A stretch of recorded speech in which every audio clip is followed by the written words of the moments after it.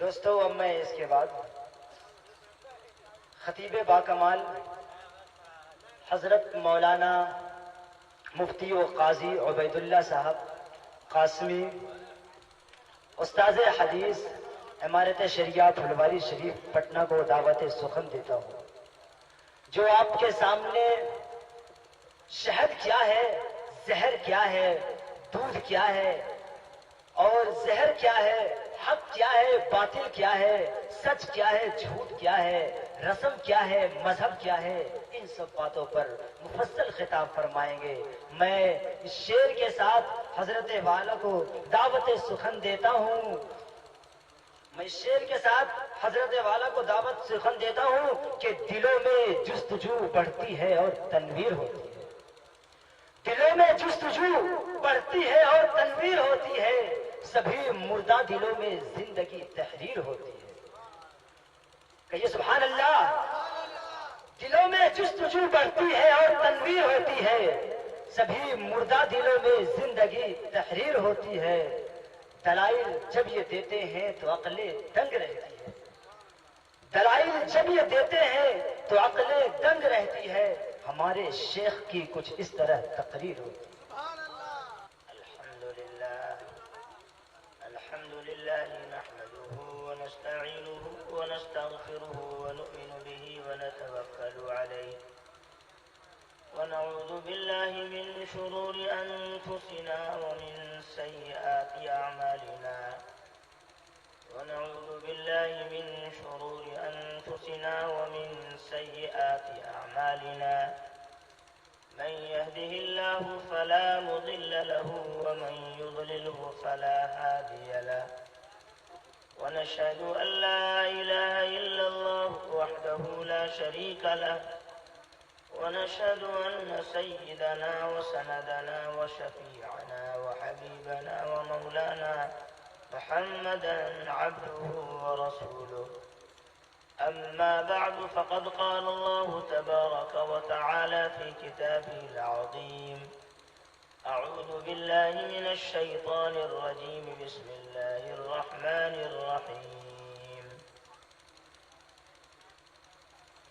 لمسجد أسس على التقوى من أول يوم أحق أن تقوم فيه وقال تعالى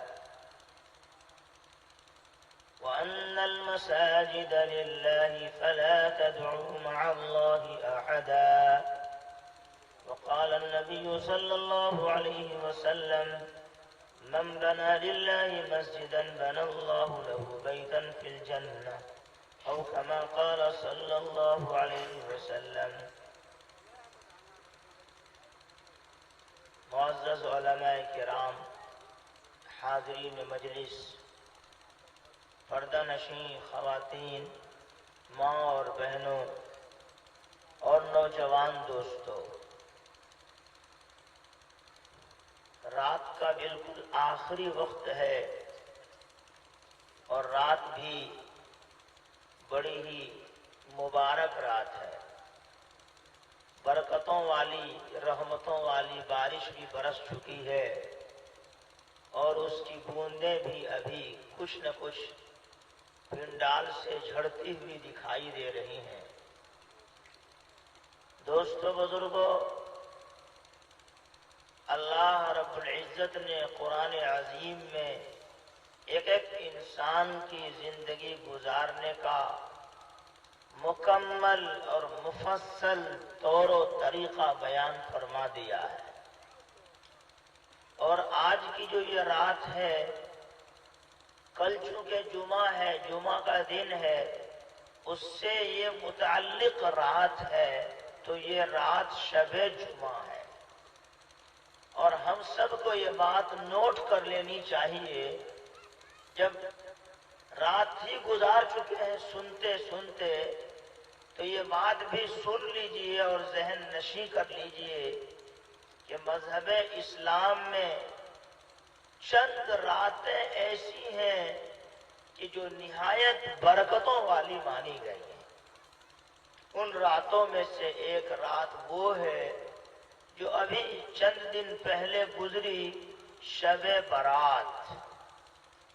مغفرت کی رات، ایک رات وہ ہے جو آنے والی ہے شب قدر، جو قدر کرنے والوں کو نصیب ہوتی ہے، اور ایک رات یہ ہے جو ہر ہفتے کی عید جو جمعہ کا دن ہوتا ہے اس سے پہلے کی جو رات شب جمعہ ہوتی ہے، یہ بھی بڑی اہم رات ہے۔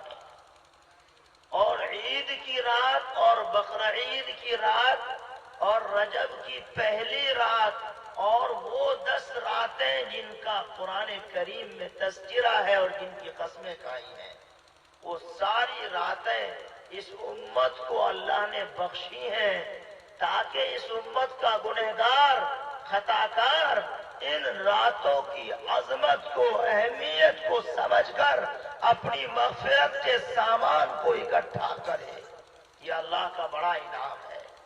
اس سے پچھلی امت کے لیے اس طرح کی یہ راتیں نہیں تھیں، وقت تو تھا لیکن یہ اہمیتیں، یہ عظمتیں، یہ شرافتیں یہ امت محمدیہ کے لیے مخصوص ہیں۔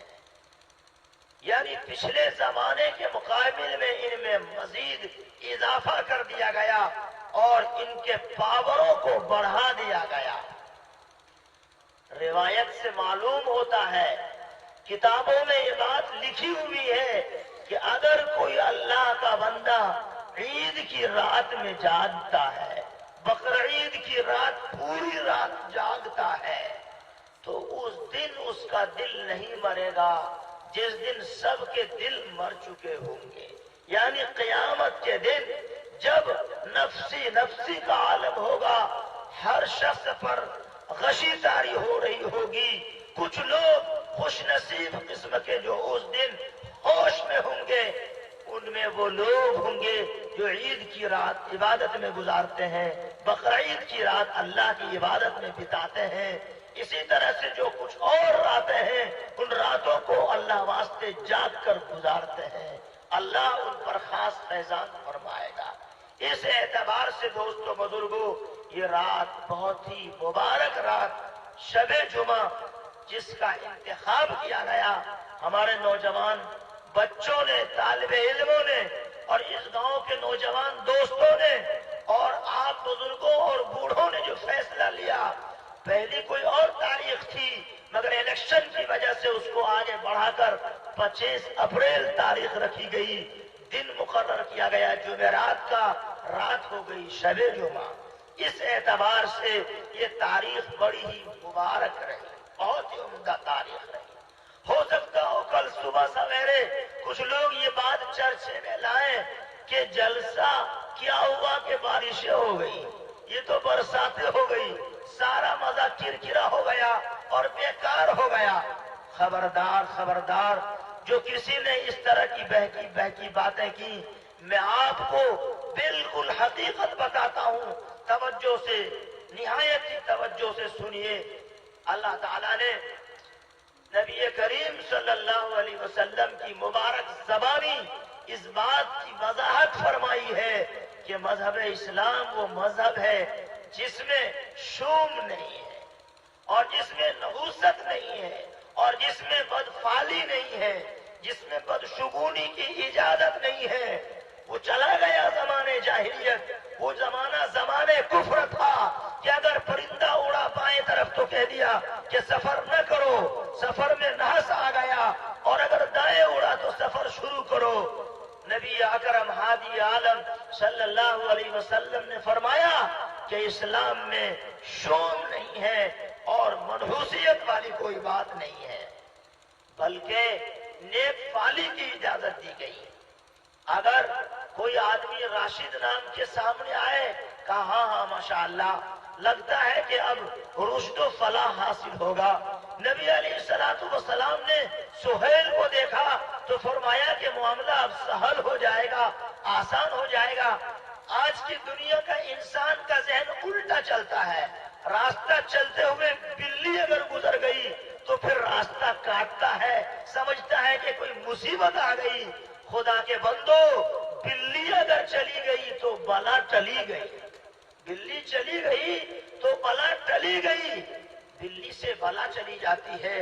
اللہ اگر کسی کے سامنے سے بلی گزروا دیتا ہے تو اس میں بدفعلی کی کون سی بات ہے؟ وہ بڑا نصیب والا بندہ ہے کہ راستہ چلتے ہوئے اس کے سامنے سے بلی کا گزر ہو جاوے۔ سمجھ لیجئے کہ الا بلا سب ٹلا۔ آخر تو کوئی بات تھی کہ جناب نبی کریم صلی اللہ علیہ وسلم کی خدمت میں ہر وقت حاضر باش رہنے والے صحابی حضرت ابو ہریرہ رضی اللہ تعالی عنہ، جن کے نام کے بارے میں آج تک اختلاف ہے کہ ان کا نام کیا تھا، عبد الرحمن تھا یا کچھ اور تھا، اس سلسلے میں آج تک اختلاف چلا آ رہا ہے۔ نام گم ہو گیا کنیت میں، ان کی کنیت ابو ہریرہ آج تک چلی آ رہی ہے۔ کیا تھا؟ آستین میں بلی کا بچہ ہی تو تھا، اور کیا تھا؟ نبی کریم صلی اللہ علیہ وسلم نے فرمایا کیا ہے؟ انہوں نے نکال کے چھوڑ دیا تو بلی کا بچہ بھاگا۔ نبی علیہ السلام مسکرانے لگے۔ آج امت چی بجبی ہوگی، پیشانی پہ بل دے گی کہ میرے سامنے سے بلی کیوں کٹی اور بلی کیوں چلی گئی۔ نبی کریم صلی اللہ علیہ وسلم نے بلی کو دیکھ کر کے مسکرا کے کہا سبحان اللہ ابو ہریرہ، ابو ہریرہ۔ تو اتنا پیارا لفظ نکلا کہ قیامت تلک کے لیے بلکہ اس کے بعد تلک کے لیے یہ لفظ مقبول ہو گیا کہ بلی والے وہ صحابی کہلائے۔ سعودیہ گورنمنٹ نے آج بھی یہ قانون پاس کیا ہے کہ اگر سعودی عرب میں کوئی بلی کو مارے گا تو 5000 ریال جرمانہ دینا پڑے گا۔ 5000 ریال، اندازہ لگائیے۔ نبی کریم صلی اللہ علیہ وسلم نے انسان کو زندگی گزارنے کا رنگ اور ڈھنگ بتایا ہے۔ لوگوں، ہمارے گاؤں دیہات میں جب کبھی، آج تو خیر رات میں بارش ہوئی لیکن دن میں بھی کبھی بارش ہونے پہ مردوں کو عورتوں تک کو سنا گیا ہے کہ وہ کوستے ہیں بادل کو، فرشتے کو، بلکہ بعض بدنصیبوں کو دیکھا گیا کہ وہ اللہ تعالیٰ کو بھی گالی دینے سے باز نہیں آتے۔ العیاذ باللہ ثم العیاذ باللہ۔ نبی کریم صلی اللہ علیہ وسلم کے زمانے میں جب بارش ہوتی تو اللہ کے حبیب صلی اللہ علیہ وسلم دعا میں لگ جاتے اور فرماتے اللہم صیبا نافعا۔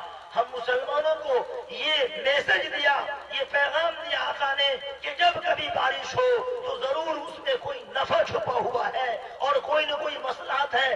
ہم تو اپنا نفع دیکھتے ہیں اور اللہ کے سامنے تو پوری ملت اور پوری امت کا نفع ہوتا ہے۔ کیا اس میں راز چھپا ہوا ہے بارش کے ہونے میں کوئی نہیں جانتا۔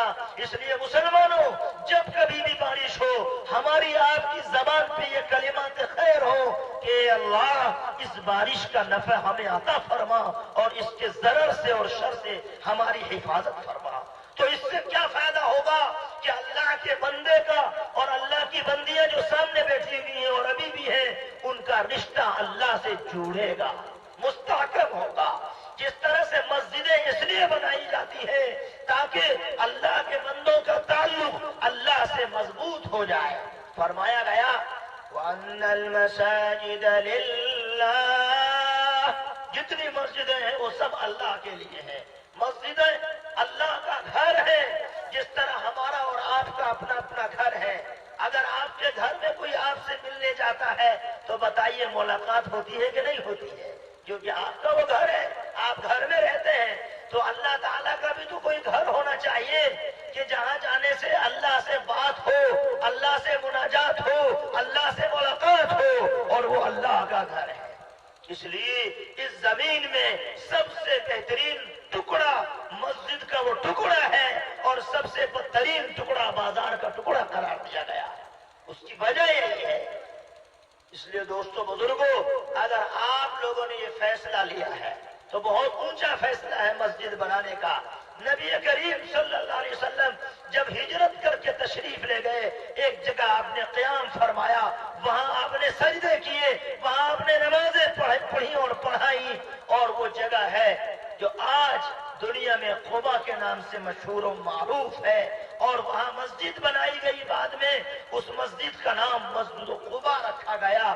اول مسجد بنی فی الاسلام، کہ سب سے پہلی مسجد جس کی بنیاد پڑی ہے وہ قبا نامی جگہ مدینہ سے ذرا فاصلے پہ ہے، اور اسی کے قریب میں ایک وادی ہے، وادی مبارک، جس وادی کے بارے میں بتایا جاتا ہے کہ پوری دنیا میں شیطان کو دجال کا فتنہ ظاہر ہوگا، لیکن وہ جگہ مدینہ کی محفوظ ہوگی جہاں دجال داخل بھی ہونا چاہے گا تو داخل نہیں ہو پائے گا۔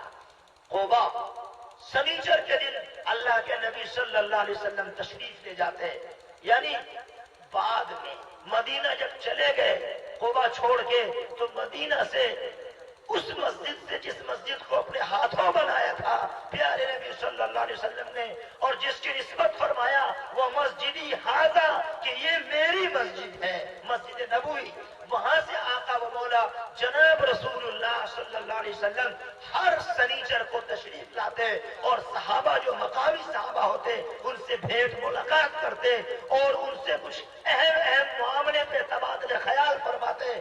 اور حدیث شریف میں ہے کہ جو بندہ سنیچر کے دن وہاں پہنچے گا تو زیادہ فضیلت کی بات ہوگی، ویسے کسی دن بھی جائے گا اور اس مسجد قباء میں 2 رکعت نماز پڑھے گا تو ایک مقبول عمرہ کرنے کا اس کو ثواب دیا جائے گا۔ یہ مقام ملا لوگوں، اور نبی کریم صلی اللہ علیہ وسلم نے اس قباء کی آبادی سے آگے بڑھ کر مدینہ کی آبادی میں داخل ہونے کے بعد اگر کوئی فکر ہو رہی تھی تو وہ مسجد بنانے کی فکر تھی۔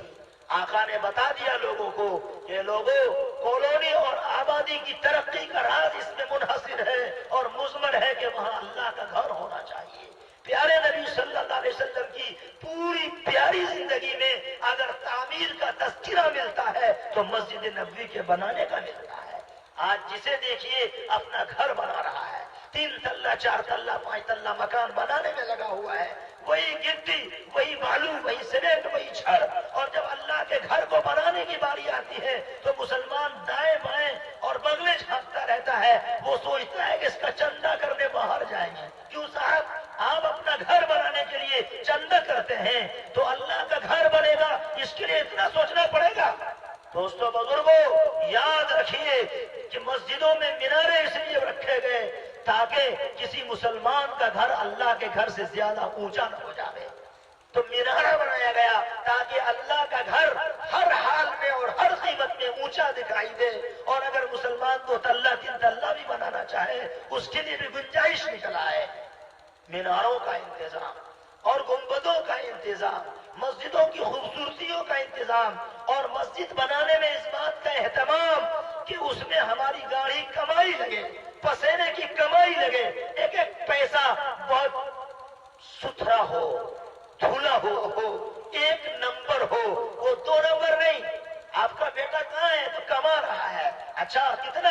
کہا ویسے سیلری تو 30,000 ہے اور کچھ اوپری بھی آمدنی ہے۔ یہ اوپری کیا مصیبت ہے؟ وہی اندر سے جو گھوس ملتا ہے وہ اوپری بھی آمدنی ہے، اور 20-30,000 وہ بھی ہے، ملا جلا کے 60,000 سیلری ہے۔ استغفر اللہ، توبہ کیجیے، تھوک دیجیے 2 نمبر کی آمدنی کو۔ یہ اصول غلط ہے کہ پیسہ ہو چاہے جیسا ہو چاہے کیسا ہو، لکڑ ہضم پتھر ہضم، غلط ہے یہ اصول۔ اصول کو صحیح طریقے پر اپنائیے۔ پیسہ وہی اللہ کے یہاں مقبول ہوگا جو محنت سے حاصل کیا جائے گا۔ پسینے کی کمائی اور گاڑی کمائی اللہ کو بہت پسند ہے۔ کیا بات ہے کہ جب کعبہ بنایا گیا تو وہ چوکور مکان اور کعبہ کی جو پوری کی پوری جگہ تھی، اس جگہ کو مکمل طور پر عرب والے اس وقت میں نہیں گھیر سکے، 4 دیواری پوری نہیں کر سکے، تو تھوڑا سا حصہ کاٹ دیا، کہا کہ جب اور حلال پیسہ آئے گا تب بنائیں گے۔ کسی کو راز کیا پتا تھا کہ اس کے چھوڑنے میں بھی کوئی حکمت ہے؟ جیسے بارش کے ہونے میں کیا کیا حکمتیں تھی کسی کو نہیں معلوم تھا۔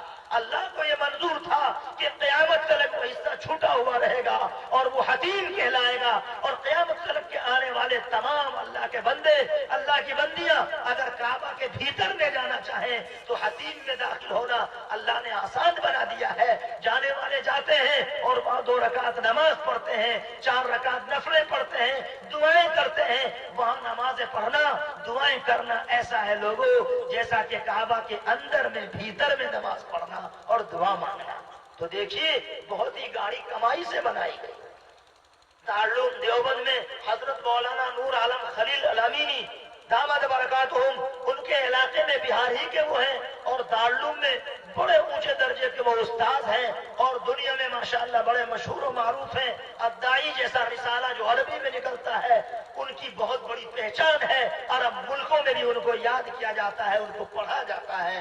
جب وہ اپنے گاؤں آئے, اپنے علاقے میں آتے تھے, سیتا مڑھی کا علاقہ, تو ایک مسجد میں وہ نماز پڑھتے تھے چھپر پوش, اور وہاں نماز پڑھنے میں ان کو بڑا لطف آتا, بڑا مزہ آتا تھا.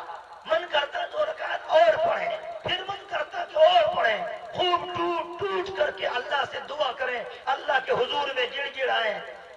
چند سالوں کے بعد جب دوبارہ حاضری ہوئی تو بڑی عالیشان مسجد بنی ہوئی دکھائی دی.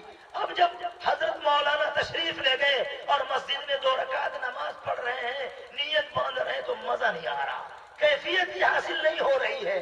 وہ جو حضوری کیفیت ہے وہ ختم ہے. تو حضرت بے چین ہوئے, سیکریٹری کو بلایا, صدر کو بلایا, انتظامیہ کمیٹی کو بلایا, کہا کہ کیا بات ہے, آج سے چند سال پہلے جب ہماری حاضری ہوئی تھی تو اس مسجد میں نماز پڑھنے میں مزہ آ رہا تھا, آج کیوں اتنا مزہ نہیں آ رہا ہے؟ اتنی شاندار مسجد بنی, جب تو ویسی تھی بھی نہیں, بس ایسے ہی تھی, اس میں مزہ آ رہا تھا, اس میں کیوں مزہ نہیں آ رہا ہے؟ تو لوگوں نے بتایا کہ حضرت اس وقت میں جو کچھ بھی لگایا گیا تھا چھپر نما, وہ ہم لوگوں نے تھوڑا تھوڑا چندہ کر کے جمع کر کے مسجد کا سانچہ اور ڈھانچہ تیار کیا تھا.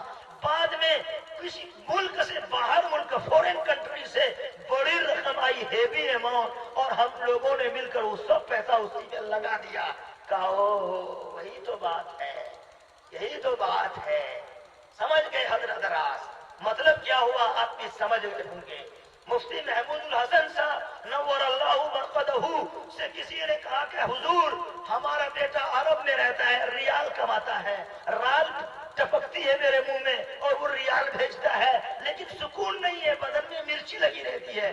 کہا پیٹرول کے پیسے میں آگ نہیں تو اور کیا ہے؟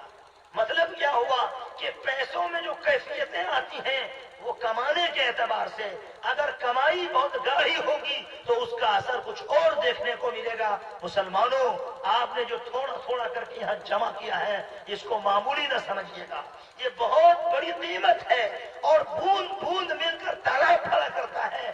آپ پھر جائیے اپنے پورے آس پاس کے گاؤں میں, اور ضرورت پڑے تو شہر میں, اور ضرورت پڑے تو تھوڑا اور دائرہ بڑھا دیجیے.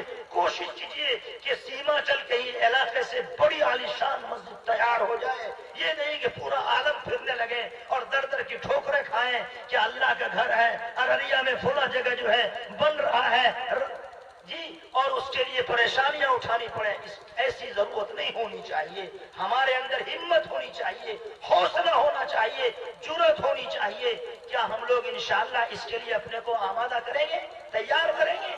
جب نوجوانوں نے ہمت کی اور ٹھان لی تو سوچا بھی نہیں گیا تھا اتنا شاندار پنڈال اور شامیانہ سجایا کہ نہیں سجایا. اور اس کے لیے تھوڑا تھوڑا کر کے پیسہ جب جمع کرنا شروع کیا تو اچھا خاصا سب کی ہمت بھی بڑھی, اور علماء نے بھی ساتھ دیا. کہاں کہاں سے لوگ تشریف لائے, پھر گاؤں کے لوگ آئے, بہت سے چلے گئے, لیکن جو بھی ہے الحمدللہ اللہ کے فضل و کرم سے رات کا بالکل آخری حصہ ہے. میں چند باتیں آپ کو سنا کر اپنی بات ختم کرنا چاہتا ہوں.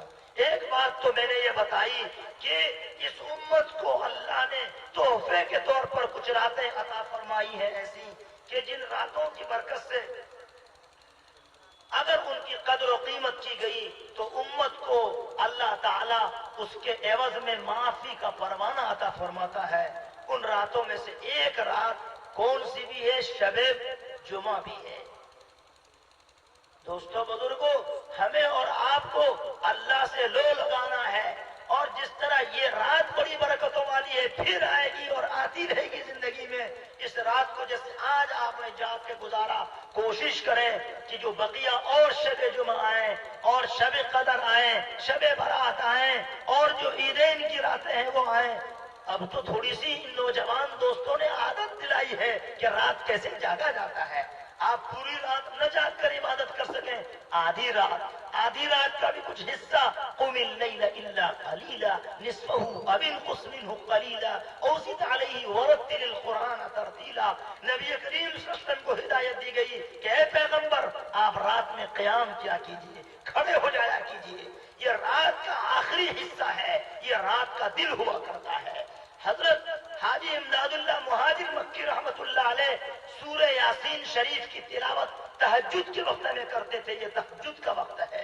اور فرماتے تھے کہ انسان کے پاس ایک دل ہوتا اور ایک دل قرآن کریم کا ہے, قلب القرآن وہ یاسین شریف ہے, اور ایک دل رات کا ہے وہ یہی ہے. تو جب 3 دلوں کا اجتماع ہو جائے گا, 3 دل اکٹھے ہو جائیں گے, اس پر شیطان کا کبھی حملہ نہیں ہوگا. بہت سے لوگ پوچھتے ہیں کہ تہجد کیا ہوتی ہے, تہجد کی نماز کیسے پڑھی جاتی ہے. مسلمانوں, یہی جو آخری وقت چلتا ہے, اس وقت میں اگر کوئی اللہ کا بندہ, اللہ کی بندی اٹھے, آنکھ کھلی, گھڑی پہ نظر پڑی, دیکھا کہ 1:30 بج رہے ہیں, 2:30 بج رہے ہیں, 3, 3:30 بج رہے ہیں, تو یہ نہ سوچیں کہ ابھی تو بہت ٹائم ہے, پھر اٹھ کر تہجد پڑھیں گے. شیطان بہکاتا ہے اور یہ سوچ کر آدمی سوتا ہے تو فجر پڑھنا بھی کبھی مشکل ہو جاتی ہے. ہونا یہ چاہیے کہ جیسے آنکھ کھلی اس کو اللہ کی طرف سے انعام سمجھیں, فوراً جاگیں اور آپ 2 رکعت, پھر 2 رکعت, پھر 2 رکعت اور پھر 2 رکعت, یعنی 8 رکعت یا 12 رکعت یا کم از کم 4 رکعت 2 کر کے پڑھیے گا. اور نیت کیجیے گا, نیت کرتا ہوں میں, عورتیں کہیں گی نیت کرتی ہوں میں 2 رکعت نماز تہجد پڑھنے کی, رخ میرا کعبے شریف کی طرف, واسطے اللہ کے منہ میرا کعبے شریف کی طرف, اللہ اکبر.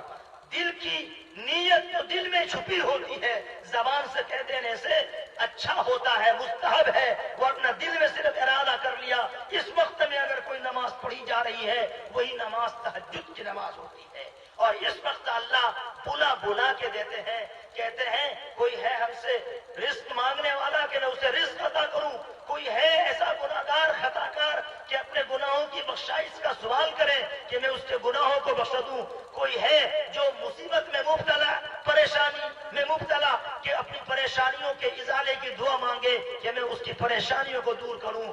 ہم تو مائل بکرم ہیں, کوئی سائل ہی نہیں, ہم تو مائل بکرم ہیں, کوئی سائل ہی نہیں, ہم راہ دکھائیں کسے, کوئی رہ روے منزل ہی نہیں.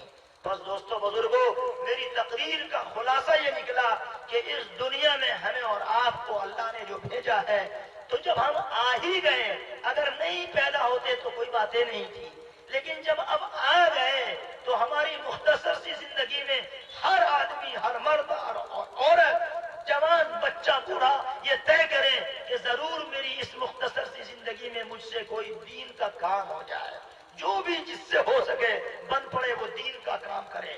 اور دین کے کام کے لیے سب سے بڑا کام اس دنیا میں جیتے جی اپنے دکان کو چمکانے سے, اپنی مکان کو چمکانے سے بھی زیادہ یہ ہے کہ اللہ کے گھر کو بنانے کی طرف متوجہ ہوا جائے. اور نبی کریم صلی اللہ علیہ وسلم کی سیرت سے یہ بات ثابت کی گئی کہ پیارے نبی علیہ السلام کی پوری زندگی میں اگر کسی عمارت کے بنانے کا ذکر ملتا ہے تو مسجد نبوی کی تعمیر کا ذکر ملتا ہے. تو مسلمانوں کو چاہیے کہ اپنی آبادی میں اللہ کے گھر کو چمکائیں, اللہ کے گھر کو شاندار گاڑی کمائی سے بنائیں کہ ہر آنے والا 2 رکعت کی جگہ 4 رکعت, 4 کی جگہ 8 رکعتیں پڑھے اور پڑھ کر کے اندر سے سکون محسوس کرے, تاکہ اس کا ثواب بنانے والوں کو ملتا رہے. من بنا للہ بیتن بن اللہ مسجدن بن اللہ لہ بیتن فی الجنہ. اللہ کے نبی صلی اللہ علیہ وسلم نے وعدہ فرمایا کہ دنیا میں تم اگر مسجد بناؤ گے اللہ اس کے صدقے میں تمہیں جنت میں گھر بنا دے گا. تو دیکھیے, جنت میں گھر بنانے کے لیے اپنا گھر دنیا میں بنانے سے نہیں بنے گا جنت میں گھر, لیکن اللہ کا گھر اگر کوئی بنائے گا تو اس پہ وعدہ کیا جا رہا ہے کہ جنت میں یقیناً اس کو گھر مل کے رہے گا. اور اللہ سے بھی زیادہ وعدہ وفا کوئی کرے گا؟ کوئی نہیں کرے گا. فرمایا وَمَنْ أَصْدَقُ مِنَ اللَّهِ حَدِيثًا, کون ہے جس کی بات اللہ کی بات سے زیادہ درست ہو. وَمَنْ أَصْدَقُ مِنَ اللَّهِ قِيلًا, کون ہے کہ جو اللہ سے زیادہ راست گفتگو کرے. سب سے بڑی گفتگو اللہ کی ہے. اللہ نے آسمان کو بنایا, زمین کو, چاند, سورج, ستاروں کو یہ مقصد کے تحت بنایا, یہ نہیں کہ فالتو بنا دیا, بیکار بنایا. فرمایا وَمَا خَلَقْنَا السَّمَاءَ وَالْأَرْضَ وَمَا بَيْنَهُمَا بَاطِلًا, ہم نے آسمان کو اور زمین کو اور ان کے درمیان کی چیزوں کو خالی از حکمت نہیں بنایا, بلکہ اس کے پیچھے بڑا مقصد ہے کہ ایک دن آئے گا ہر ایک کو اس کے کیے ہوئے کے مطابق رزلٹ اس کے ہاتھ میں تھما دیا جائے گا, کہہ دیا جائے گا اقرأ کتابک کفی بنفسک اليوم علیک حسیبا.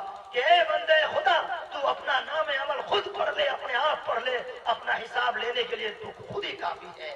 جس طرح سے چپس میں میموری کارڈ میں کتنی ساری تقریریں ہوتی ہیں، اس طرح سے پوری زندگی میں جو کچھ کیا ہوگا انسان کا نام عمل تیار ہو کر کے اس طرح سے اڑ کر اس کے ہاتھ میں آئے گا جیسے چڑیا اڑتی ہوئی کہیں سے کہیں چلی جاتی ہے. اگر خوش قسمت ہوا تو داہنے ہاتھ میں نام عمل آئے گا، بدقسمت ہوا تو بائیں ہاتھ میں آئے گا، اور ہم سب کے داہنے ہاتھ میں آئے گا. بولیے انشاءاللہ ثم انشاءاللہ. جب داہنے ہاتھ میں نام عمل اللہ کا فرمائے گا تو انسان خوشی کے مارے بلّیاں اچھل جائے گا.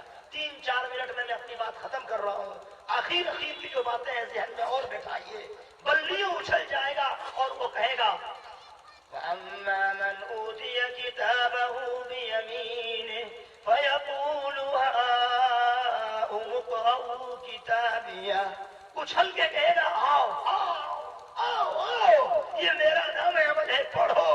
ہر شخص اپنی آنکھوں سے، کھلی آنکھوں سے، اپنے سر کی نظروں سے سب کچھ کو دیکھے گا، اور اس دن جو نیکیاں ہوں گی ظاہر کر کے دکھا دی جائیں گی. ایک ایک انسان کو قبر سے اللہ اٹھائے گا اور اٹھانے کے بعد زندہ کرے گا، اور زندہ کر کے اللہ میدان محشر میں جمع کرے گا اور سارے اعمال جتلا دے گا، بتلا دے گا.